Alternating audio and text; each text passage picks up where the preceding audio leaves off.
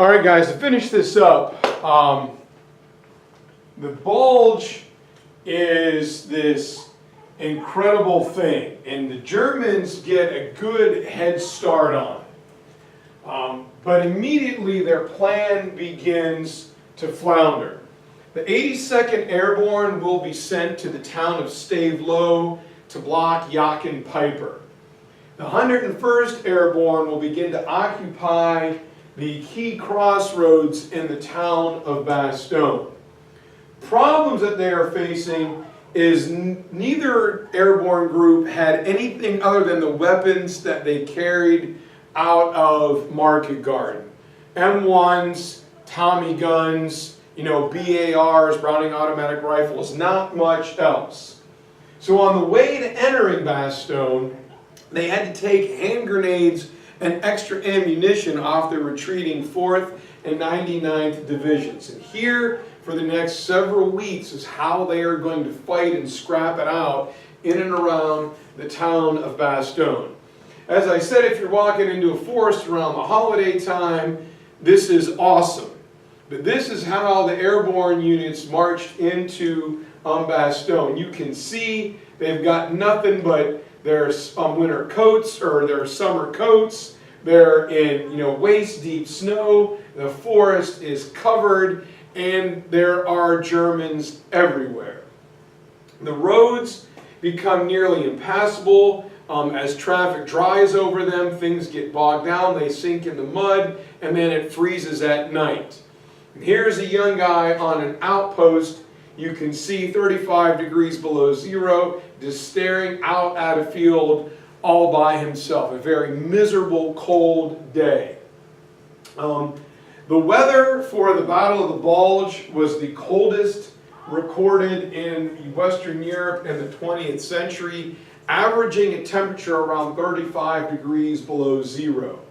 Because Omar Bradley made that decision to hold off the weather clothing, especially the LL Bean duck boots, guys going into combat, no gloves, no mittens, no hats, toboggans, overcoats, winter camouflage, and their feet are getting wet.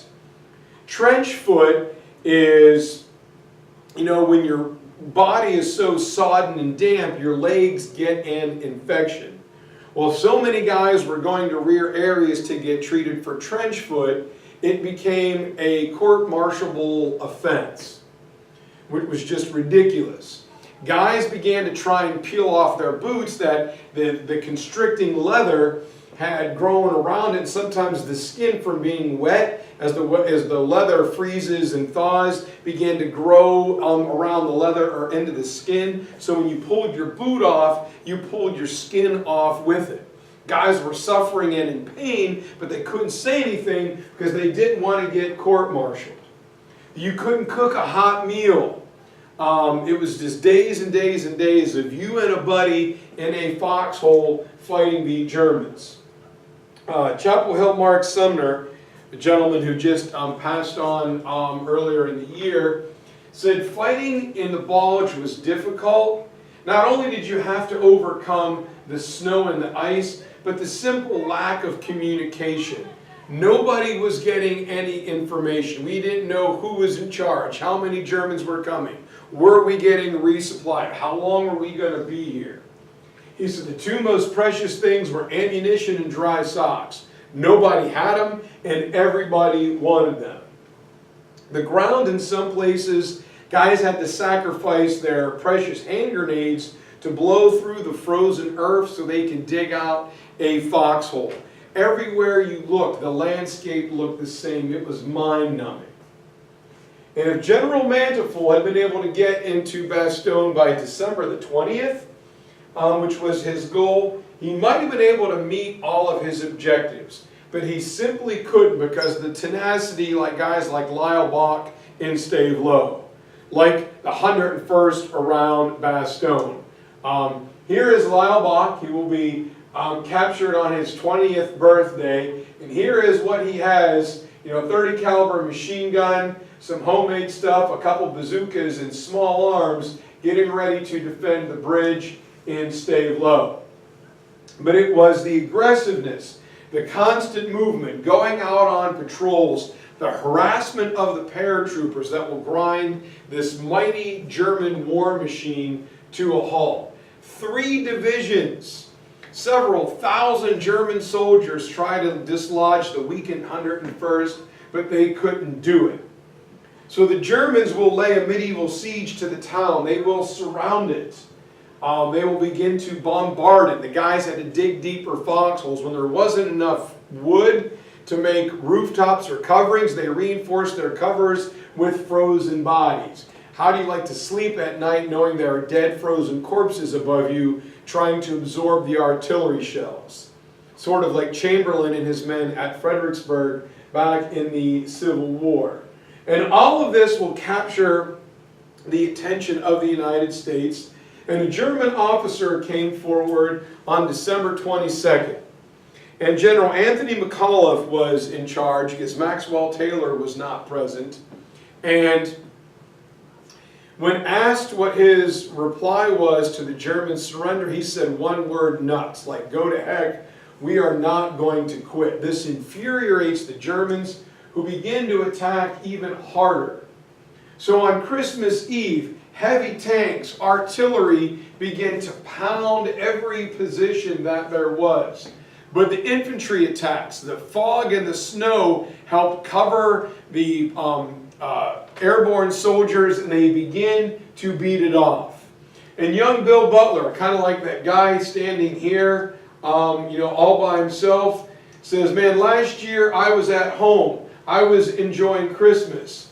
Now I've got this miserable weather. I got guys a couple yards away trying to kill me. I'm in a foxhole all by myself. What a very Merry Christmas this is. Man, this just pretty much sucks. So, here is the famous Battle of the Bulge, named that because it put a bulge in our lines. This is where the defensive lines were at the beginning of December, and this is how fast it goes. Montefiore, Model, Brandenburger being spearheaded by Joachim Peiper. On December the 19th, Dwight Eisenhower summons a meeting by Verdun. Everybody shows up kind of dour and glum except Bernard Law Montgomery, who sends his assistant. This is blatant insubordination and an insult aimed at Dwight Eisenhower.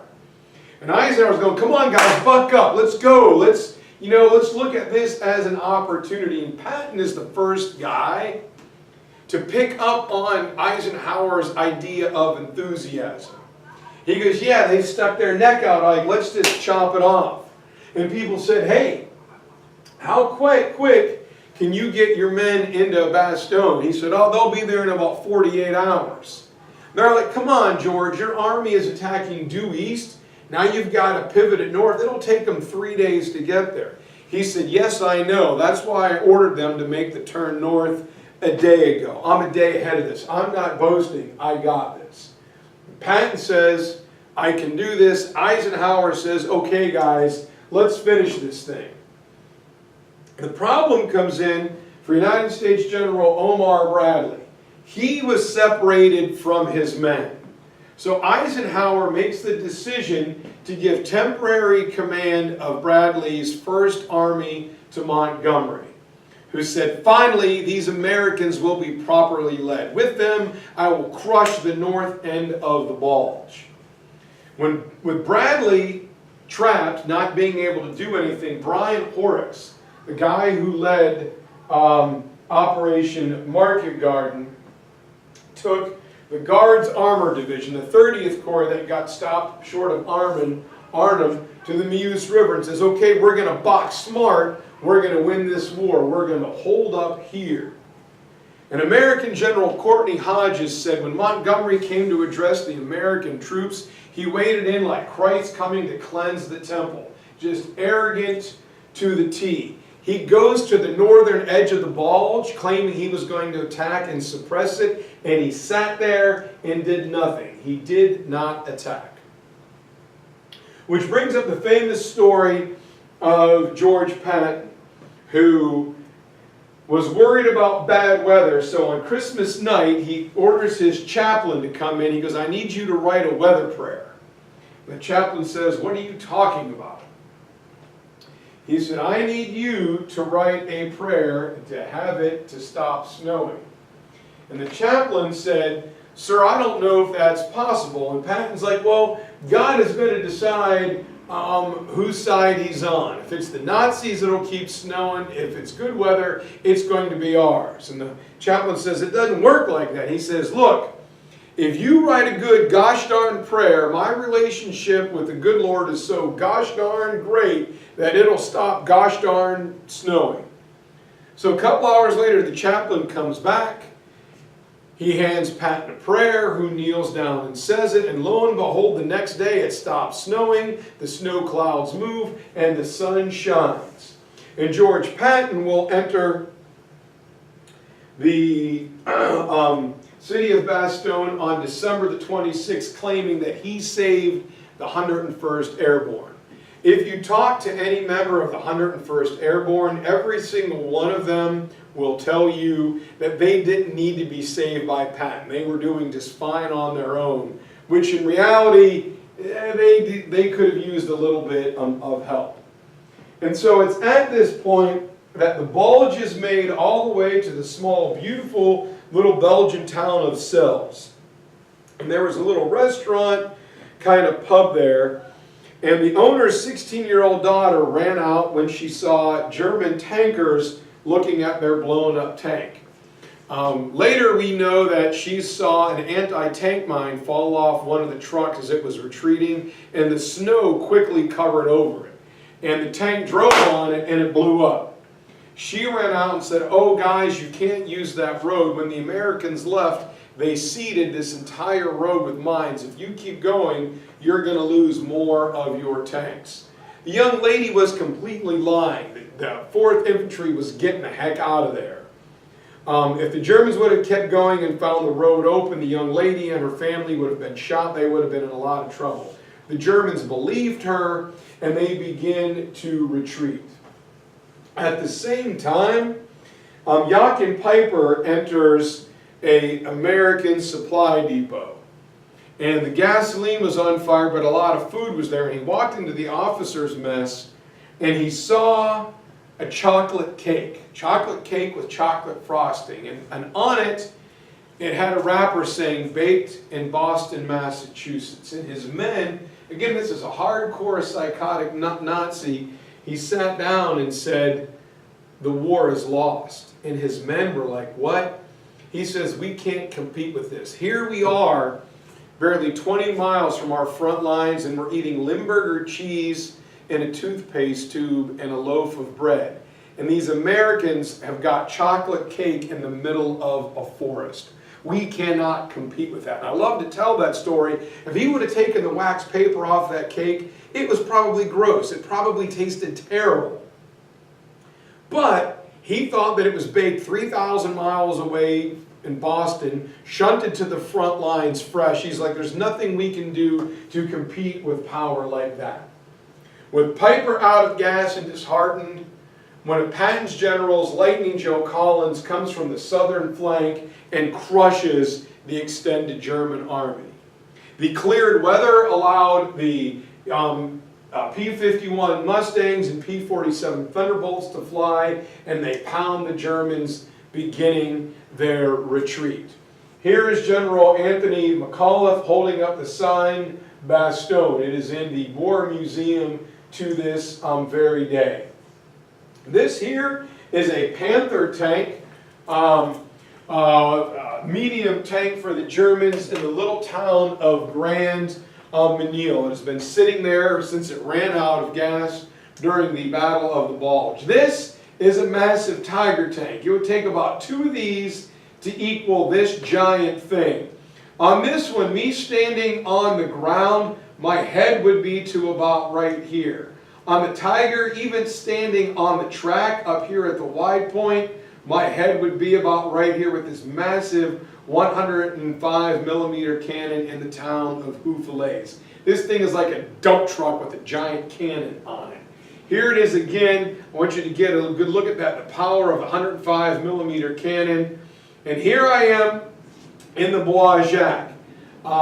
This will be a field that Easy Company will run across, and I am laying in the foxholes that were used by Easy Company overlooking the town of Foy, a little bit north of Bastogne. Here is the Sherman tank. Could fit about 2.5 of them inside that Tiger, and this is the original sign that Anthony McAuliffe held up after telling the Germans nuts. There's a great museum there to the different airborne units. This is the Road of Liberty, these old artillery shell looking things that show America's avenue of advance. And the Bulge is something that won't end until early February. The Germans' army, the Wehrmacht, will lose about 100,000 soldiers and fighting men. It lost 800 brand spanking new top-of-the-line vehicles, things that were made for this attack. And the Bulge goes down as one of the greatest pitched battles fought by the United States forces in just horrible, miserable conditions. And we got guys like Mark Sumner, Lyle Bach, Carwood Lipton, Dick Winters, Richard Spears that are going to keep their men together and fight through all of this adversity. Mr. Rober's grandfather from South Dakota. And after the Bulge is crushed, there's a gash, an opening leading the Allied armies right into Germany. Montgomery is going to feel Eisenhower's wrath one last time. Eisenhower will communicate with Montgomery, who will be insubordinate, and Eisenhower says, I swear to God, you do something like this one last time and you are fired. And Montgomery says, you can't fire me, you're an American. If you do, I'll take it to Churchill. And Eisenhower calls his bluff and says, go ahead and call him. Montgomery picks up the phone and says, hey, Sir Winston, I'm here talking with Ike. He's talking some silly nonsense about firing me for insubordination. And Churchill goes, oh, I'm glad he's finally come around to it. I wanted to fire you months ago after the Scheldt estuary. With that, Montgomery's mouth dropped open. He apologized to Eisenhower, wrote a long letter of apology, and there will be no more trouble with Mr. Bernard Law Montgomery. This fine American right here is standing next to the blown out bottom of the tank. This is the tank in cells. Just over here is the little pub restaurant where the young lady, she is known as the Maiden of Cells, told the Germans the rest of the road is mined with anti-tank mines. So that is the end of the Battle of Bulge. We'll finish the end of the war in Europe tomorrow, and then we will finish up with some Pacific stuff. All right, guys, hope you enjoyed this, and I'll see you tomorrow.